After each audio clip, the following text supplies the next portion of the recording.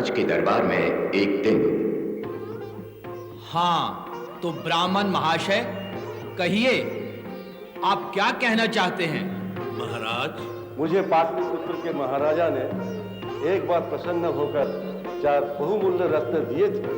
अच्छा, मैंने वे रत्न अपने मित्र सुनार को दिए थे कि यहाँ आकर मेरी पत्नी को दे दे। इस पर इतना विश्वास था तुम्हें?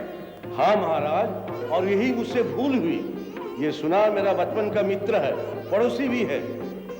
इस पर मैंने विश्वास किया, सोचा 4 रत्न मेरी पत्नी को लाकर दे देगा। और अब तुम्हारा यह कहना है कि इसने वह रत्न तुम्हारी पत्नी को नहीं दिए? तुम्हें नहीं दिए वह रत्न? नहीं महाराज, रत्न देना तो दूर, इसने मुझे ये तक नहीं बताया कि पाटलिपुत्र में ये मेरे पति से मिला था। ये झूठ कहती है महाराज। तुम चुप रहो। एक बात बताइए ब्राह्मण देवता, जब कुछ ही दिनों बाद आप स्वयं घर लौटने वाले थे तो आपने यह रत्न इसके हाथ क्यों भेजे? तब मुझे नहीं पता था कि मैं इतनी जल्दी घर लौट सकूंगा। छोटे राजकुमार की शिक्षा बाकी थी और मुझे विश्वास भी नहीं था कि पाटलिपुत्र के महाराज मुझे इतनी शीघ्र जाने देंगे। चलो मान लेते हैं। हाँ तो सुनार जी, इस ब्राह्मण ने जो तुम्हारा बचपन का मित्र है आपको पाटलिपुत्र में 4 रत्न दिए थे? हाँ महाराज, दिए थे, और मैंने वो 4 रत्न अपने दिए वचन के अनुसार यहाँ आकर इनकी पत्नी को दे दिए थे। पर ये तो कह रही है, ये झूठ बोल रही है महाराज। देखो स्त्री, हमारे दरबार में झूठ बोलने वालों को हम बहुत कड़ा दंड देते हैं। मैं सच कह रही हूँ महाराज, इस सुनार ने मुझे 4 तो क्या, एक भी रत्न नहीं दिया। समझ में नहीं आता तुम दोनों में कौन झूठा है और कौन सच? ये ब्राह्मण पति पत्नी झूठ बोल रहे हैं महाराज। 4 रत्न पा लेने के बाद अब ये दोनों मुझे फंसा रहे हैं। हो सकता है इस स्त्री ने अपने पति की अनुपस्थिति में ये रत्न किसी और को दे दिए और अब पति के लौटने पर झूठे बहाने बना रही है। ये मुझ पर झूठे लांछन लगा रहा है महाराज। हमें प्रमाण चाहिए सुनार। इतने बहुमूल्य रत्न ब्राह्मण की पत्नी के सामने सौंपते समय तुम्हारे पास कोई साक्षी, कोई प्रमाण है? कोई ऐसा व्यक्ति जिसके सामने आपने रत्न दिए हो, या कोई ऐसी परिस्थिति जिससे आपकी बात सिद्ध हो सके? हाँ श्रीमान, मेरे पास प्रमाण है। क्या प्रमाण है?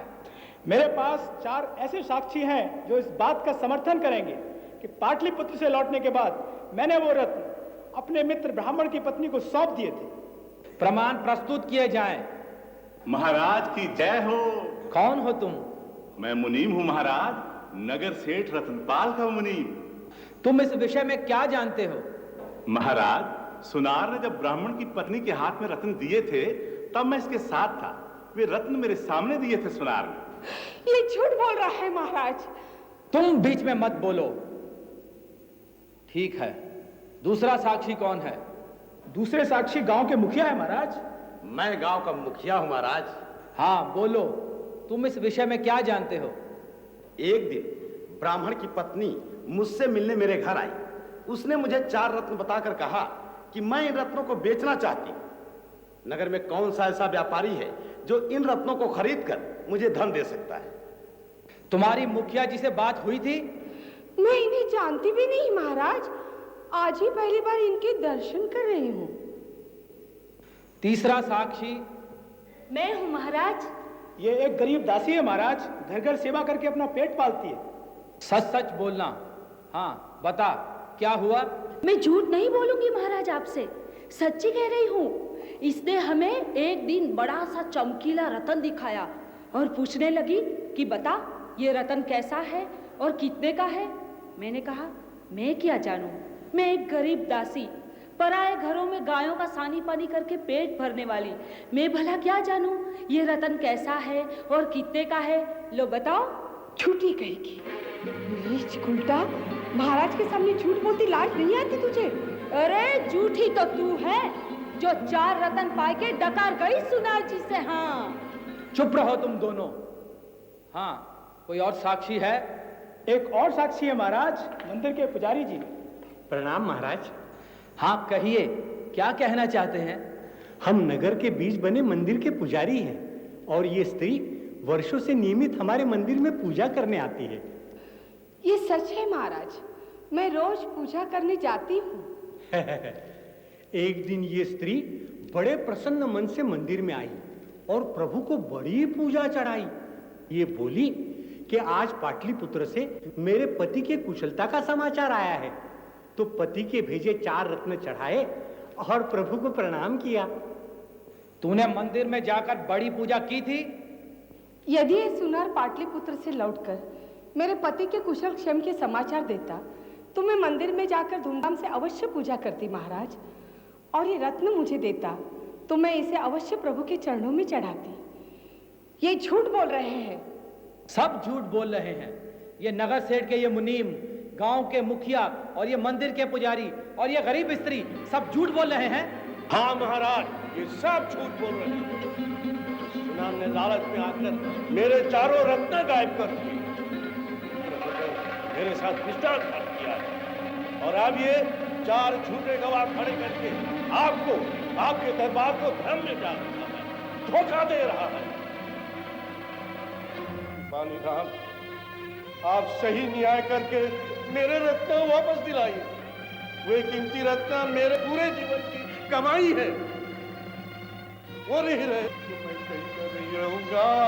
मैं आपकी शरण में हूँ, न्याय कीजिए राजा, न्याय। विचित्र समस्या है। सचमुच बड़ी कठिन गुत्थी है।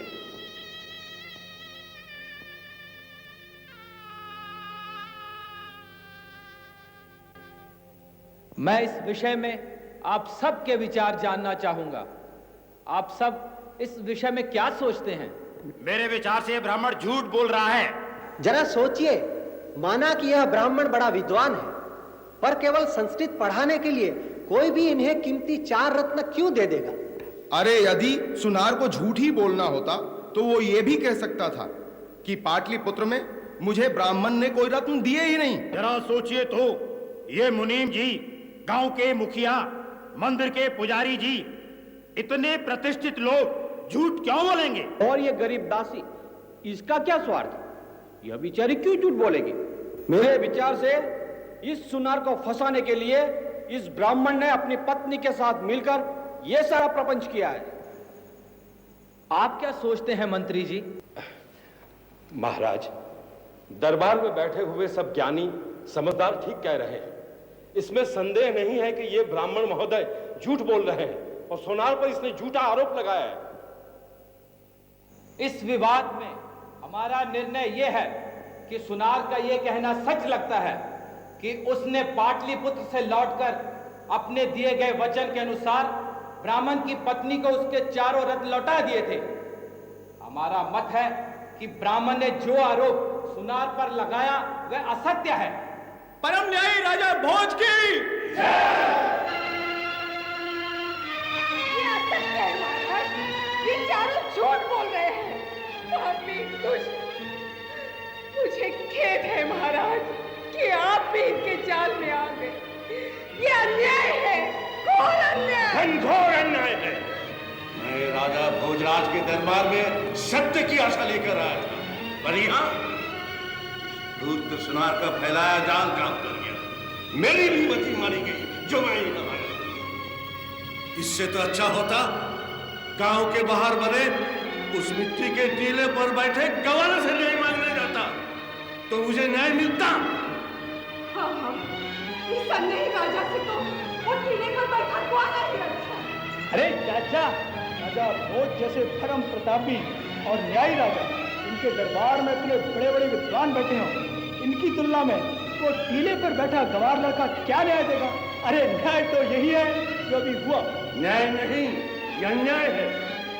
इनसे कुछ कहे तो मेरी आत्मा जानती है यह अन्याय है। कभी शिकार हो तो चल उस टीले के पास उस गवाले से प्यार करा। वहां राजा भोज का दरबार नहीं है, वहां दूध का दूध, पानी का पानी। मुझे स्वीकार है, 4 गवाह है मेरे पास। तू किसी भी न्यायालय में मुझसे जीत कैसे सकता है? चल।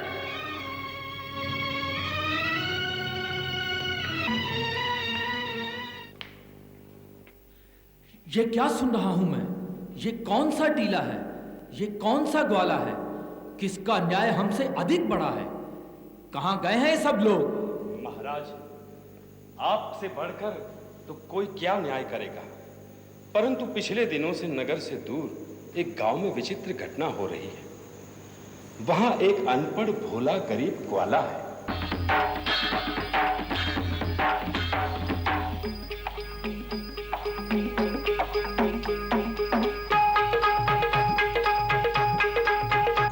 न तो उसे न्याय की समझ है, न भाषा आती है।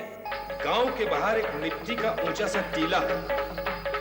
वह ग्वाला उस टीले पर चढ़कर एकदम बदल जाता है, भाषा बदल जाती है। तब वह न्याय करता है, खरी खरी और सच बात बोलने लगता है।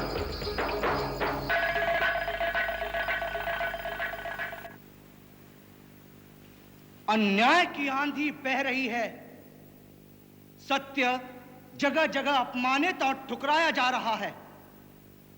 कौन है दोषी? राजा है दोषी। राजा भोज है दोषी। उसने अयोग्य कर्मचारियों को अपने राज्य में नौकरियां दी। स्वार्थी, भ्रष्ट, अन्यायी सेवक हैं राजा के। उसने ठीक से नियम नहीं बनाए। उसने ठीक से नियमों का पालन हो रहा है कि नहीं, यह नहीं देखा। कहां है राजा? लेकर आओ उसे मेरे सामने, मैं उसे सजा दूंगा। कहां है राजा भोज? लेकर आओ। वो दोषी है, सबसे बड़ा दोषी। वो ग्वाला जो जी में आए उस टीले पर बैठकर बड़बड़ाता है। लोग उसकी बात पर विश्वास करते हैं। वे अपनी समस्या का उचित न्याय पाने के लिए यहां आने की बजाय वहां जाना पसंद करते हैं। हम भी जाएंगे, आज ही जाएंगे। देखेंगे वह लड़का कैसे न्याय करता है, क्या न्याय करता है।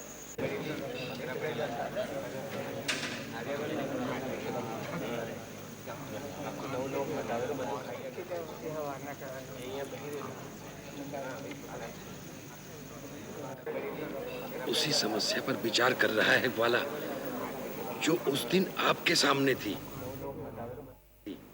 हाँ, तो तुम चारों हो गवाही देने वाले।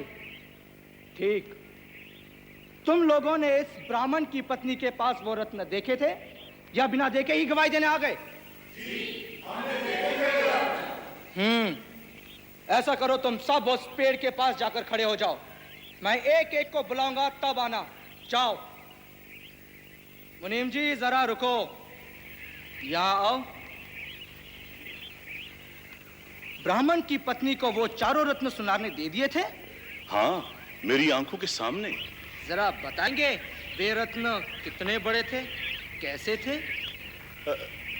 इतने बड़े, 6 कोने थे उसके।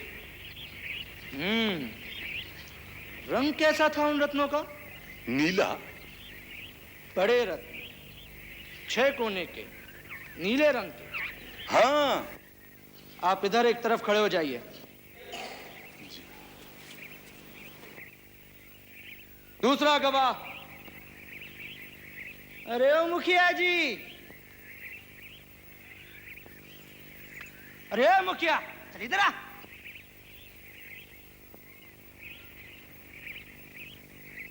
सुनार ने इस ब्राह्मणी को जो रत्न दिए थे वो कैसे थे? उसका रंग, उसका आकार कितने बड़े थे? इतने बड़े, ये समझो कि चने के बराबर, पीले रंग का अटकोण। अटकोण, पीले रंग के, चने बराबर। ठीक से याद है ना? मैंने अपनी आंखों से देखे। तो ठीक है, उधर खड़े हो जाओ।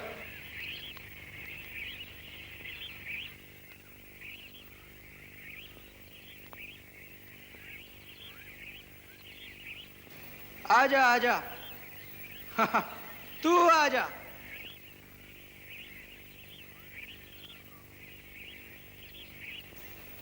तूने देखे थे ना रत्न ब्राह्मणी के पास? हाँ, देखे थे ना। कैसे थे? इतने सुंदर कि क्या बताऊं, मेरी तो आंखें फटी की फटी रह गई। कैसे लगते थे, हमें भी बताना। ये बड़े बड़े लाल रंग के, जैसे बड़े बड़े बेर होते हैं ना, लाल, एकदम गोल मटोल। चल वहां खड़ी हो जा। ओ पुजारी जी, आइए दर्शन दीजिए सबको। हाँ, जरा बताइए सबको कि वे रत्न जो आपने ब्राह्मण की पत्नी के पास देखे थे कैसे थे? पन्ना था हरे रंग का, असली पन्ना, सिक्के के बराबर। झूठे, नीच, पाखंडी, दूसरों की संपत्ति हड़पने वाले, क्या हो गया है संसार को? सुना, तू बचपन से इस ब्राह्मण का मित्र रहा, पर 4 रत्न देख तेरी मति फिर गई। स्वयं झूठा, तेरे साक्षी झूठे। कोई कहे रत्न नीले थे तो कोई पीला बताता है, तो कोई लाल, हरा, अटकोन, ये बड़े बड़े चने बराबर। कितना धन दिया था तुम्हें सुनार ने झूठ बोलने का? अपराधी वो है जो झूठ बोलता है, और वे भी उतने ही बड़े अपराधी हैं जो झूठ में साथ देते हैं। ए सुनार, चल वापस कर वे रत्न इस ब्राह्मण को, वापस कर।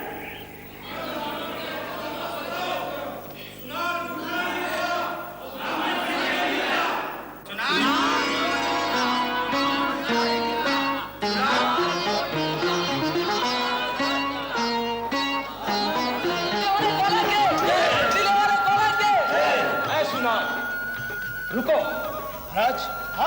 हाँ, ग्वाले ने न्याय तो कर दिया, पर दंड तुम्हें नहीं दिया। वह ये गरीब ग्वाला नहीं दे सकता, पर हम दे सकते हैं। मंत्री जी, जी मां, कल इसे हमारे सामने प्रस्तुत करें, कड़े से कड़े दंड के लिए। वाह,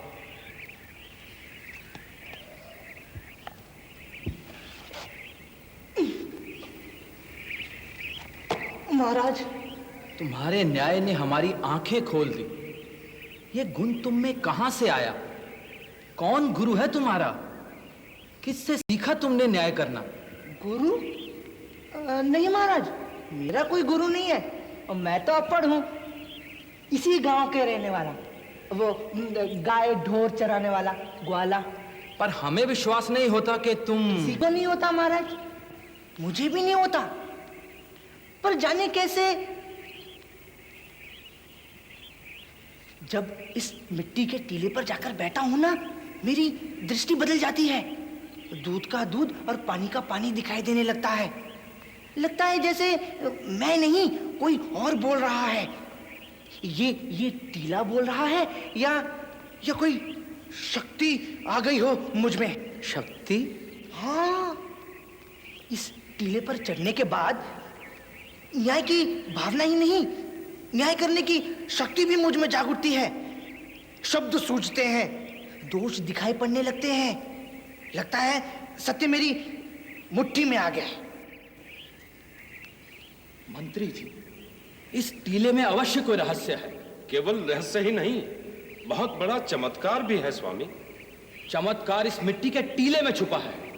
खोदिए इस टीले को। हम जानना चाहते हैं कि ऐसा क्या कारण है कि इस मिट्टी के टीले पर बैठने के बाद एक अपर व्यक्ति को न्याय करने की ऐसी अपार योग्यता और शक्ति मिल जाती है। कोई रहस्य अवश्य है इस टीले में। यह हमारी आज्ञा है कि इस टीले को खोदा जाए। अरे सुनो रे जवानों, वक्त को पहचानो। जब तक है दम में दम, करो उद्यम। अरे जम के करो भाइयों, जम के परिश्रम। जब तक है दम में दम, करो उद्यम। यहाँ ढूंढेगा जो वो पाएगा, जो देर करेगा पछताएगा। यहाँ सोएगा जो वो खोएगा, यहाँ बैठेगा जो वो रोएगा। अरे जल्दी करो जिंदगी है कम। जब तक है दम में दम, करो उद्यम। महाराज, वो 32 पुतलियों वाला सिंहासन आपकी कीर्ति और यश के अनुरूप आप ही के लिए मानो बना है। शीघ्र ही शुभ मुहूर्त निकालकर आप वो सिंहासन पर विराजें। इसके लिए शुभ मुहूर्त पंडित जी ही बताएंगे। मैंने नए सिंहासन पर आपके विराजमान होने का मुहूर्त निकाल लिया महाराज। वो शुभ घड़ी कल ही है, कल प्रातः।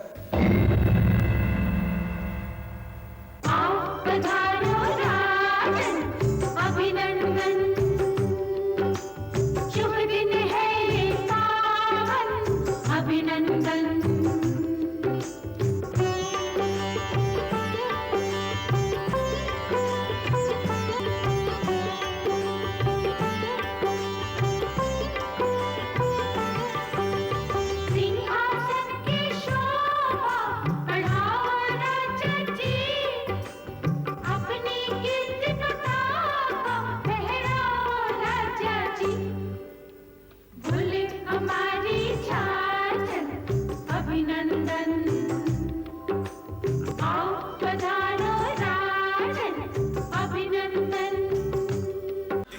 हर पुतली